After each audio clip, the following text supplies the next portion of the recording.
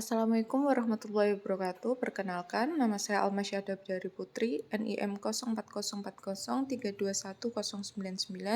Di sini saya akan menjelaskan mengenai feminis terapi. Yang pertama, saya akan menjelaskan pengertiannya. Feminis terapi adalah pendekatan terapi yang menekankan pentingnya gender dan kekuasaan dalam memahami masalah psikologis.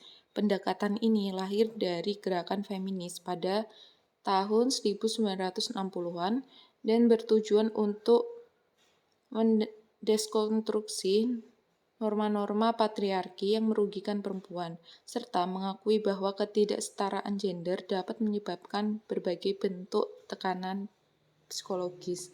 Terapi feminis berfokus pada pemberdayaan klien dan mendorong mereka untuk mengeksplorasi bagaimana faktor-faktor sosial dan budaya yang telah mempengaruhi kehidupan mereka.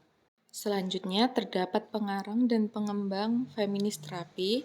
Beberapa tokoh utama yang berperan penting dalam pengembangan feminis terapi adalah yang pertama, ada Caroline Zerby-Enz.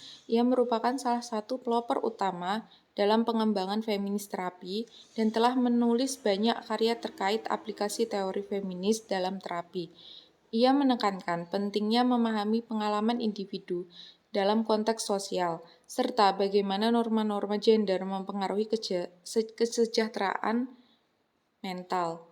Yang kedua, ada Jane Baker Miller.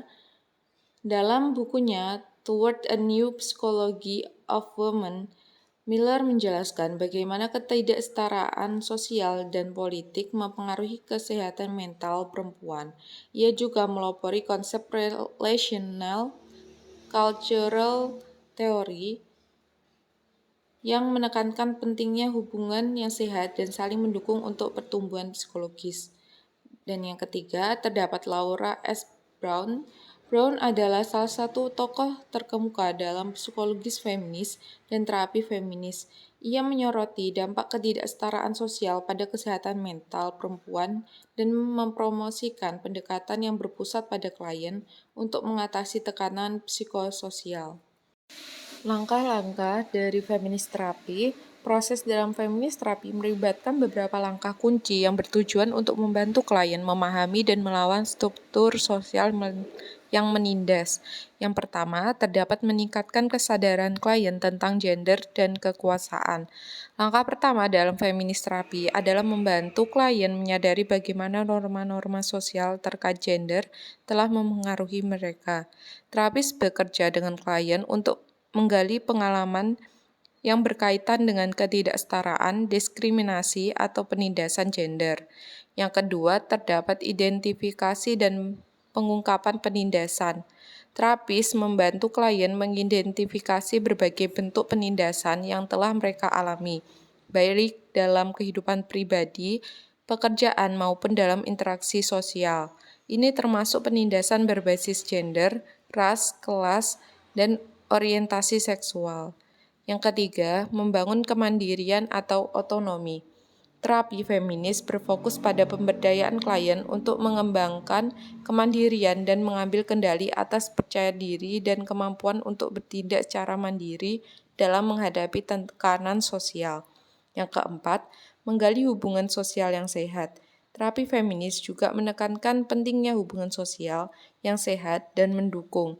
Terapis membantu klien untuk mengevaluasi hubungan intrapersonal mereka dan mendorong mereka untuk membangun hubungan yang berdasarkan kesetaraan dan saling menghargai.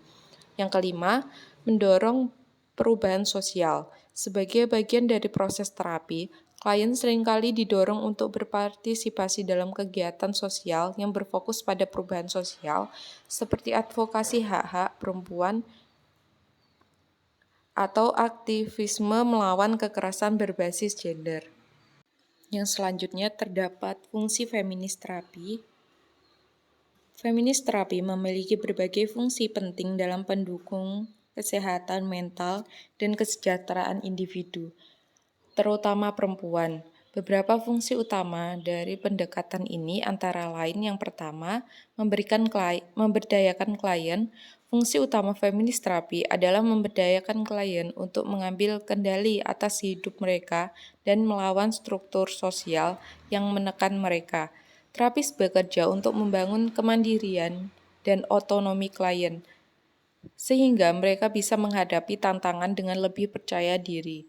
Yang kedua, mengatasi ketidaksetaraan gender dan sosial.